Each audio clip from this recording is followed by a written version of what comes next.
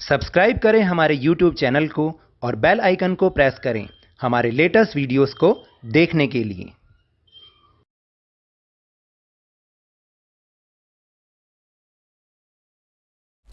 Hello and welcome to Lovnish sir की क्लास। आज की ये शिक्षा निदेशालय राष्ट्रीय राजधानी क्षेत्र दिल्ली की वर्कशीट नंबर 39 जो कि कक्षा 8वीं के विद्यार्थियों के लिए है। यह ली गई है गणित विषय से और इसमें आज हम सीखने जा रहे हैं क्षेत्र मिति को। तो चलिए बिना समय गवाए शुरुआत करते हैं मेरे साथ और समझने की कोशिश करते हैं। देखिए, हम अपने आसपास विभिन्न प्रकार की वस्तुएं देखते हैं। सभी वस्तुओं की कोई ना कोई आकृति होती है, जिनमें से कुछ वस्तुओं की आकृति का स्वरूप जटिल होता है और कुछ का सरल। कुछ आकृतियों को हम ज्यामितीय आकृतियां भी कहते हैं, क्योंकि उन आकृतियों के गुण और आकार हमारे द्वारा परिभाषित किए जा चुके हैं और उन आकृतियों का परिमाप, परिधि या क्षेत्रफल भी हम ज्ञात कर सकते हैं। इन्हीं ज्यामितीय आकृतियों में से कुछ के बारे में आज हम पढ़ेंगे और समझेंगे। तो देखते हैं वो कौन कौन सी आकृतियां हैं। तो देखिए, एक आकृति होती है ये। देखने से तो ये क्या लग रहा है, आपको बताइए, ये क्या है? ये त्रिभुज है। बिल्कुल सही, ये क्या है? एक त्रिभुज है।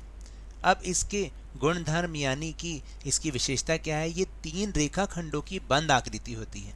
जब हमें इसका परिमाप निकालना है तो हम क्या करेंगे? ए, बी और सी को हम जोड़ देंगे, यानी इनकी माप को हम जोड़ देंगे तो इस त्रिभुज का परिमाप निकल आएगा।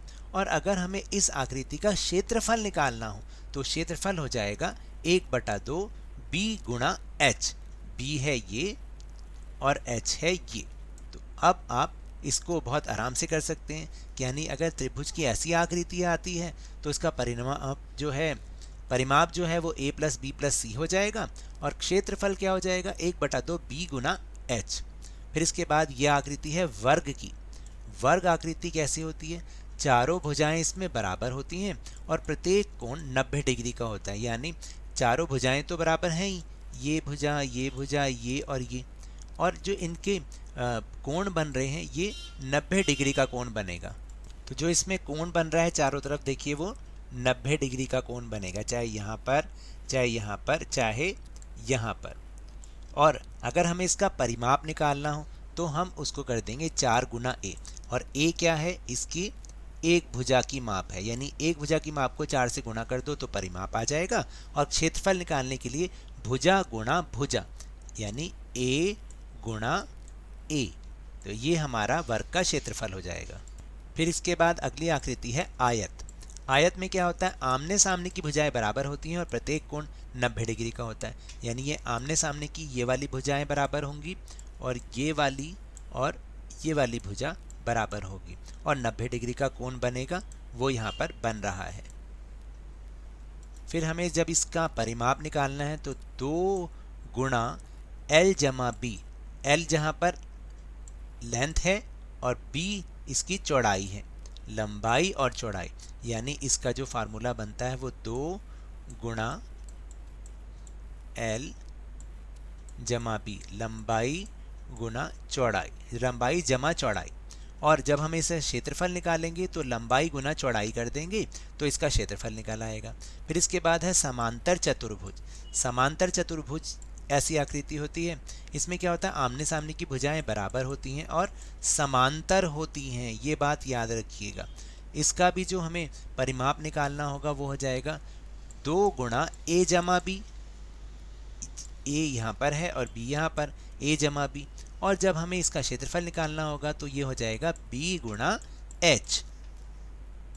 फिर इसके बाद दूसरी आकृति है वो है समचतुर्भुज।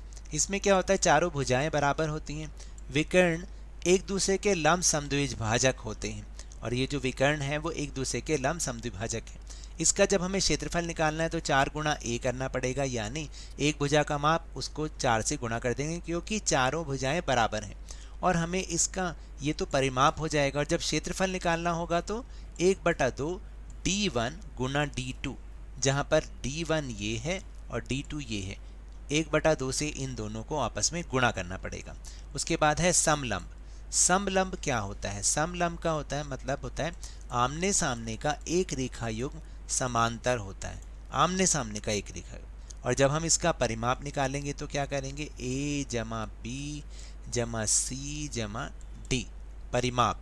और हमें जब इसका क्षेत्रफल निकालना है तो 1/2h ब्रैकेट में a जमा बी यानी 1/2 गुना h, और फिर इसको हम a जमा बी के योग से गुणा कर देंगे। फिर इसके बाद है सामान्य चतुर्भुज। सामान्य चतुर्भुज क्या होता है? 4 रेखाखंडों की बंद आकृति होता है, जैसा कि इसमें दिखाया गया है। परिमाप निकालने के लिए a जमा बी जमा सी जमा डी, a जमा बी जमा सी जमा डी इसकी माप।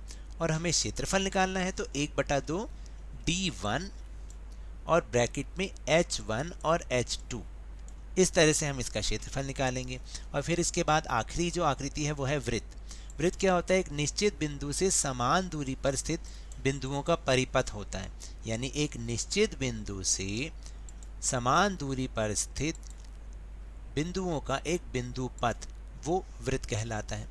हमें इसका जब क्षेत्रफल निकालना होगा तो देखो, आपको पता नहीं है ना इसका नाम क्या होता है? इसका नाम होता है पाई।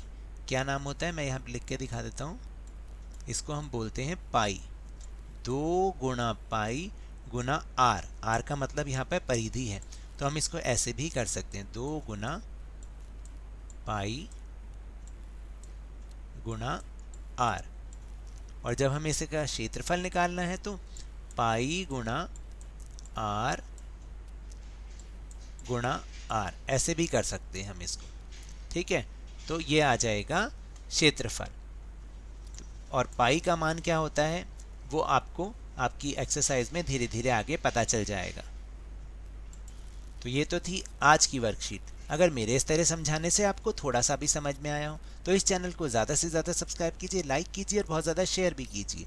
और हाँ, मेरे साथ इसी तरह आसानी से वर्कशीट को समझते रहिए, लेकिन ध्यान और मन लगाकर पूरी मेहनत और लगन के साथ ऑनलाइन ही सही पढ़ते जरूर रहिए।